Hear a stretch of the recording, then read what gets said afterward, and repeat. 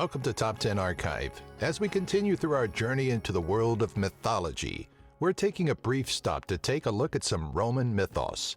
Join us in this segment as we discuss some of the mightiest beings of the ancient Roman pantheon.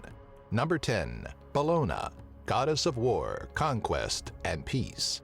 Bellona's name, an obvious derivative from the Latin word bellum or war, speaks of her domain. She was the goddess of war, believed to be paired with Mars. Depending on the source, she had been anything from his sister to his wife. She is portrayed in art as a woman clad in an ornate breastplate, soldier's helm, wielding a sword and shield. In heraldic crest, she may appear as a goddess with feathered wings while wearing her helmet. Bellona is said to hold the horn of victory and defeat, the sound of which can forecast the outcome of the battle the Romans currently are engaged in. It's said by Ammianus Marcellinus in his description of the Roman defeat during the Battle of Adrianople. Bellona, blowing her mournful trumpet, was raging more fiercely than usual to inflict disaster on the Romans. Any being able to control the outcome of a war by the bellowing of their horn easily deserves a spot on our list. Number 9. Minerva, goddess of wisdom, divine counsel, and art. Born from the cracked skull of her father, Jupiter, after he had consumed her mother, the Titaness Metis, Minerva is considered to be the Roman goddess of wisdom and art.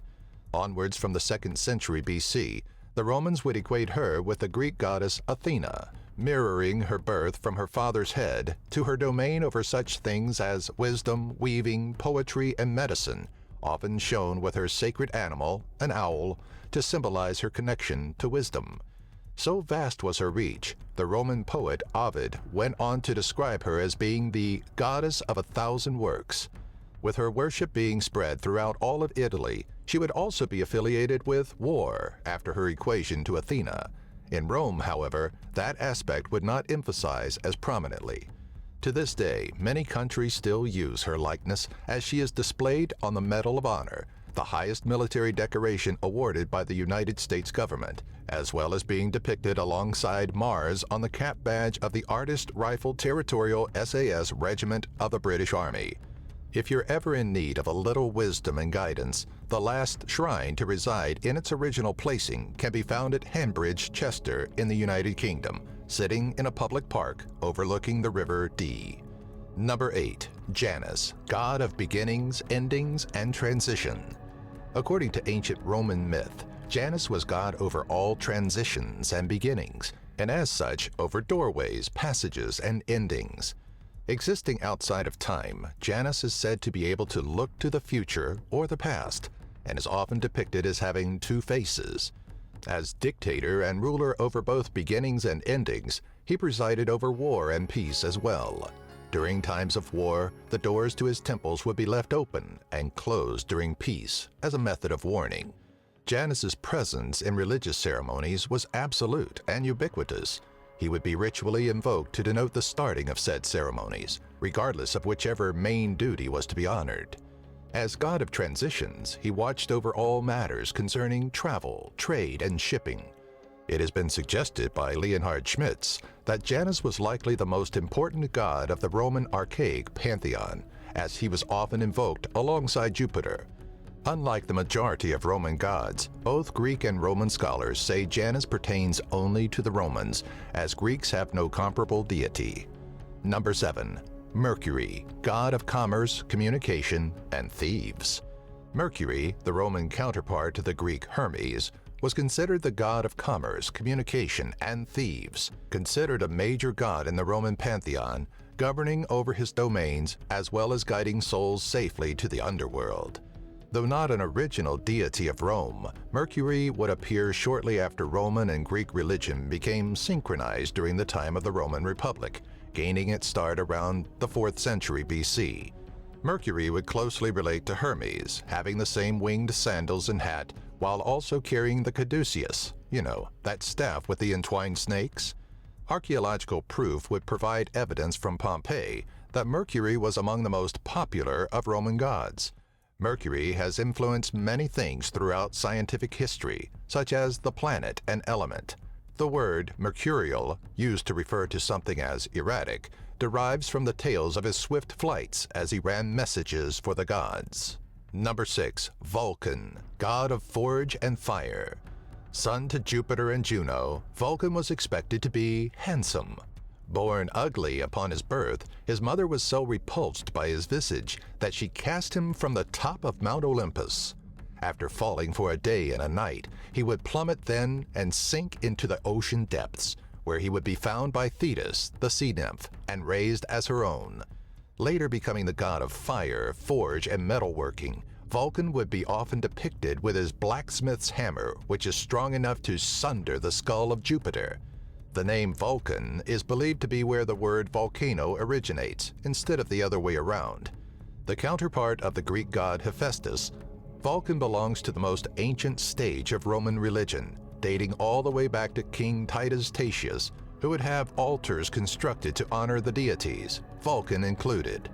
Vulcan is associated with both the destructive and the fertilizing power of fire, said to be the smith of the gods and patron deity of any trade involving an oven, from bakers to smiths.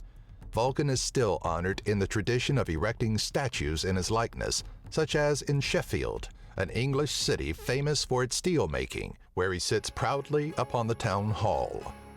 Number 5. Vesta, goddess of home, hearth, and family, patron of Rome.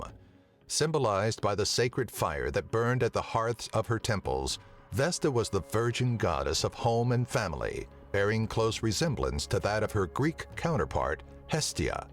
Vesta's importance is indicated by the prestige of her devoted priesthood, the Vestal Virgins, the only full-time priest of Rome. Considered both the oldest and youngest of the gods, she was very beautiful and garnered the attention of Apollo and Neptune both. She would, however, plead to Jupiter to be permitted to keep her virginity. When Jupiter agreed, she became overjoyed and took care of his home and hearth from henceforth, thusly establishing her role in the pantheon. Vesta is always shown as a fully clothed woman in the company of her favorite animal, the ass. She is often shown holding a kettle to represent the hearth and cut flowers to symbolize domesticity. The protector of Rome's homestead, Vesta alone was granted the honor of full-time clergy devoted solely to her rites. Number 4. Mars, god of war and justice, patron to the Roman legions. Serving as the god of both war and agriculture, Mars was second in importance aside from Jupiter himself, and was the most prominent of all the military gods. Under the influences of Greek culture, Mars was identified with the god of war, Ares, whose legend and myths were reinterpreted into Roman literature. Unlike that of his Greek counterpart, Mars would be looked upon with praise instead of contempt. His telling stories of his military prowess, considered the father of the Roman people, while Ares is that of a destructive force. In Greek myths, Ares is born to Zeus and Hera. Mars was the son of Juno alone in the Roman tales. When Jupiter would give birth to Minerva, Juno wanted to restore the balance and sought advice from the goddess Flora. After obtaining a magical flower, Flora would perform a ritual that resulted in Juno's pregnancy with Mars. In Roman art, Mars is shown to be either a bearded and mature man or a young, clean-shaven man, sometimes nude and often wearing a helmet, holding a shield and spear. A god of great worth to the people, he is honored in art and currency, appearing on some of the earliest Roman coinage in the late 4th and early 3rd century BC. Number 3. Neptune, god of the seas, patron protector of ships and sailors. In the tradition similar to that of his Greek counterpart, Poseidon, as he was brother to Zeus and Hades, Neptune was brother to Jupiter and Pluto, the king of gods and ruler of the underworld, respectively. Neptune has the reputation of having a violent temper, said to cause tempest and earthquakes, and is depicted as a bearded, muscular man holding a trident while seated in a seashell chariot drawn by large seahorses. Though in Rome, Neptune was worshipped primarily by the Romans as a horse god, Neptune Equester. He had a temple near the Circus Flaminius racetracks in Rome, as well as in the Campus Martius. His theology can only be reconstructed in part, since very early times he was identified with the Greek god Poseidon. His presence in the ancient Roman religion, Lectisternium, of 399 BC, bears testimony to that. Before this time, he was considered to be just a minor god, responsible for fresh water and irrigation. During this time, they still worshiped the deity Oceanus, god of the rivers, who was said to encircle the entire planet, which many today believe was a reference to the oceans. Number 2. Juno, goddess of women and marriage, protector and counselor of Rome, queen of all gods. Juno is an ancient Roman goddess and counterpart to the Greek god Hera, protector and counselor in the state, daughter of Saturn, sister and wife of the king god Jupiter, and the mother to both Mars and Vulcan. She is depicted as a warlike deity among the Romans. This is apparent in her attire, as she is often pictured with a peacock, armed with a variety of weapons, and wearing a goatskin cloak, much like the aegis of Hera. Although her origins remain largely unknown, she was said to protect the entire nation as a whole, while also keeping a special watch over all aspects of a woman's life, and worshipped together with Jupiter and Minerva as one of the original trinity of gods on the Quirinal in Rome. She easily deserves our second place with all that she did to her people, especially for the women. Number 1. Jupiter, god of weather, justice, and governance, king of all the gods.